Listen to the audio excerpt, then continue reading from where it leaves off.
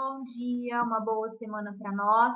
Vamos fazer a correção da tarefa lá das páginas 247 e 248.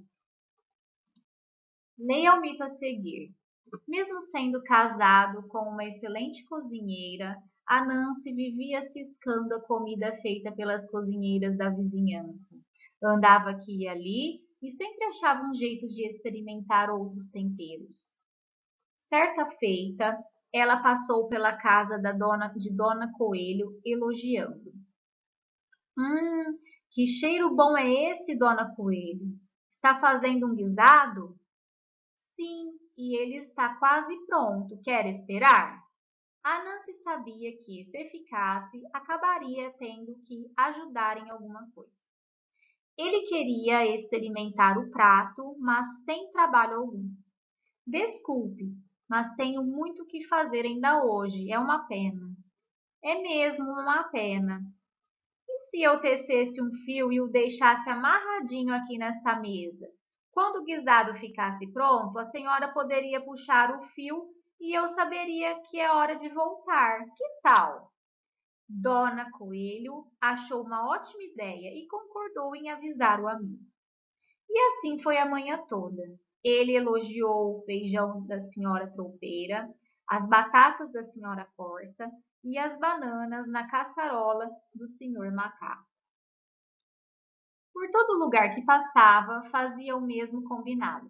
Tecia um longo fio que se amarrava à mesa e que seria puxado quando o prato estivesse pronto. Foi assim com as 8 patas. A Nancy mal podia esperar para comer. Ficava imaginando qual prato experimentaria primeiro, até que sentiu o primeiro repuxo. Pensou ter sido Dona Coelha, mas logo sentiu outro repuxo e outro, até que seu corpo estava sendo puxado por todos os lados. Como ele não respondia, os animais continuavam puxando. Puxaram tanto que ele perdeu o equilíbrio e acabou caindo no rio. Com dor e sofrimento, a Nancy conseguiu se soltar das teias. Suas pernas, todas as 8, ficaram esgarçadas, finas e desengonçadas. Desde esse dia, a Nancy, a aranha, tem pernas finas e nunca mais saiu ciscando alimentos por aí. Ele tece sua teia e espera que o alimento chegue. Caiu na rede, nhaque. Que título você daria a esse conto? Escreva-o na linha de resposta antes do texto. Eu coloquei lá, não sei se vocês perceberam no slide anterior, porque a aranha tem perna tão fina, tá? Uma ideia de título, caso alguém não conseguiu. Mas eu gostaria depois de ouvir as de vocês. Eu gosto de ver a criatividade de vocês. B. A Nancy achou que tinha feito um ótimo negócio fazendo a mesma proposta a vários animais. O que a Nancy não avaliou? Não avaliou o risco de ser puxado por todos ao mesmo tempo, né? Que foi o que aconteceu. O exercício 4, releia o fragmento do mito e faça o que se pede. Ele queria experimentar o prato, mas sem trabalho algum. Desculpe, mas tenho muito que fazer ainda hoje. É uma pena. Circule as conjunções, mas e mas. Que ideia elas expressam na frase? De contrariedade, de oposição. Olha, ele queria experimentar o prato. Só que qual que era a ação contrária? Ele não queria ter trabalho algum, né? E depois, desculpe, mas tenho muito que fazer ainda hoje, certo? Agora nós vamos fazer uma leitura e interpretação textual, não está no livro de vocês, tá? É por aqui mesmo, pela videoaula. Então vamos ler juntos a lenda do vaqueiro misterioso. Há pessoas que apreciam luta acirrada, contenda, o mistério que a mente humana jamais desvenda. Outra, irresistivelmente, atraída pela lenda. Há pessoa que, antes que o vento chegue, conta com fascinação lendas que seus bisavós já contavam no sertão. Quem conta as lendas as tira de diferentes vertentes, emprestando tal lirismo que os críticos mais exigentes não continuarão sendo radicalmente descrentes. E o contador de lendas se torna muito estimado e satisfeito por ser por todos apreciado, conta caso que em verdade talvez nunca foi passado. Exercício 1. Retire do poema 4 exemplos de rimas, dizendo em que estrofe aparece cada um desses pares de palavras. Então, é só a gente ver, né, onde está a rima, quais são e onde está, quais estrofes estão. Então, eu coloquei aqui, contenda e desvenda estão na primeira estrofe, mente irresistivelmente também, fascinação com o sertão são outras rimas que estão na segunda, vertentes e exigentes na terceira. Cite, pelo menos, 2 palavras que rimam com as palavras a seguir, todas retiradas do poema. Vocês devem, eu vou colocar aqui as palavras, né? Façam vocês aí, falem vocês quais palavras vocês colocariam para rimar. Então, aqui eu coloquei, ó, humana. São exemplos, tá?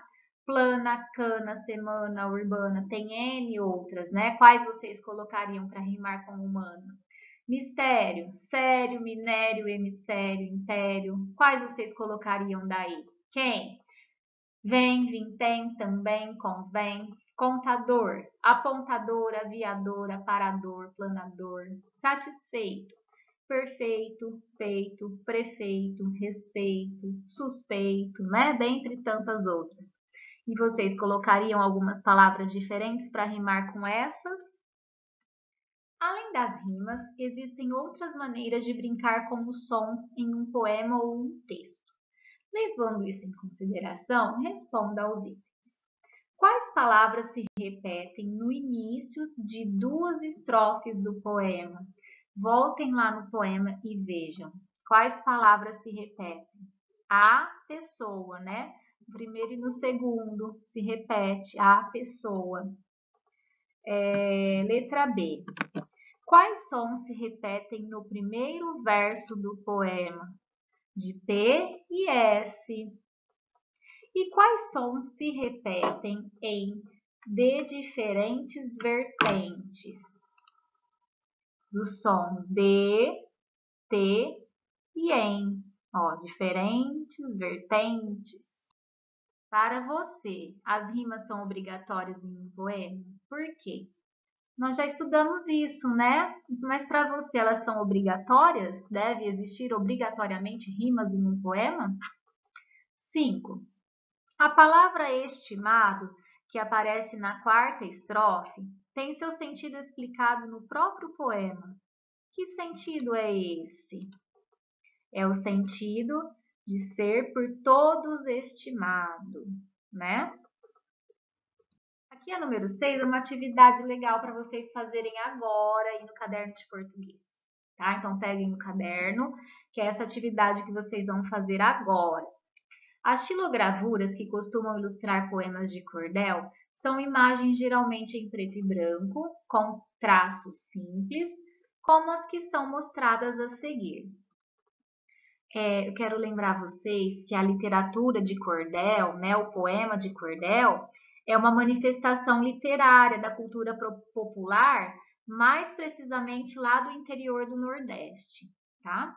Então, agora é a sua vez de ilustrar o poema que acabou de ler com uma imagem inspirada nas xilogravuras. Escolha 2 cores e releia o poema para se inspirar. Essas imagens aí são exemplos de estilogravuras, tá? O que vocês vão fazer são imagens de estilogravura, baseadas nessas daí, com 2 cores. Vocês vão escolher as cores que vocês querem, tá? E aí, vocês vão fazer o desenho baseado neste poema. Ó que legal, dá para usar bastante a imaginação. Aqui a tarefinha de vocês, a brincadeira é páginas 249 e 250, que eu vou ver depois, nós vamos falar numa próxima oportunidade, num plantão, numa live, tá? Então já façam, já deixam feitos. que eu vou pedir para vocês me mostrarem, para a gente comentar, certo? Um beijão!